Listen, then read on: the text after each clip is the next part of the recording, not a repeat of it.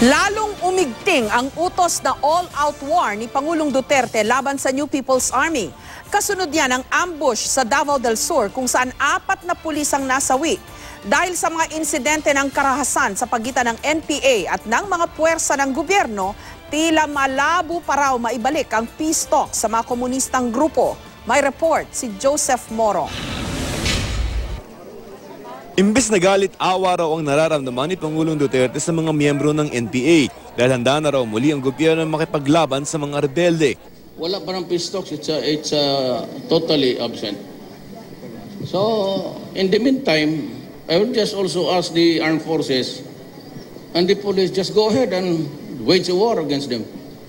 Kung may collateral damage, pasensya. Bago nito, sinabi ng Malacanang na may ginagawang back-channeling ang gobyerno para sa muling pagbubukas ng usapang pangkapayapaan sa mga komunista. Pero tila nagbago ang isip ng Pangulo matapos ang ambush kahapon sa Bansalan, Davao del Sur, kung saan 4 na pulis ang nasawi at 1 nasugatan. Patungo sana ang mga pulis sa Barangay Sibayan para respondehan ng isang insidente ng pamamaril at pamamaslang. Pero bago pa sila makarating, pinaulanan daw ng bala ang kanilang sasakyan. Mga miyembro ng NPA ang itinuturong nasa likod ng pag-atake. Wala nga, sabihin mo, imailip. Wala bang imailip dito? Sabihin mo, abusayap. Wala namang abusayap mga ambus dito. NPA lang nga dito. Mistulang planado raw ang pagpatay base sa mga nakuhang explosives sa lugar ng ambush. At kung titingnan ang dami ng mga basyon ng bala sa paligid, may tuturing daw na overkill ang nangyari. May mga tamalat sa ulo eh. May mga tamalat sa ulo. At saka yung PO3 na babae, si Rabor, she was shot at close range dito sa harapan.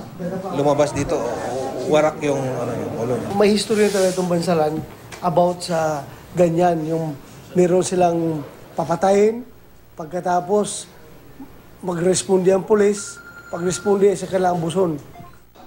Nakatakdang makatanggap ng tulong pinansyal at scholarship ang mga naulila ng mga pulis sa sagutin din ng pamahalaan ng pagpapalibing. Kanina, ibinigay din ni Pangulong Duterte ang medalya ng kagalingan para sa mga nasawi, kasabay naman ang paghihingi ng hustisya ng mga kaanak ng mga pulis na nawagan sila na sana matapos na ang gulo.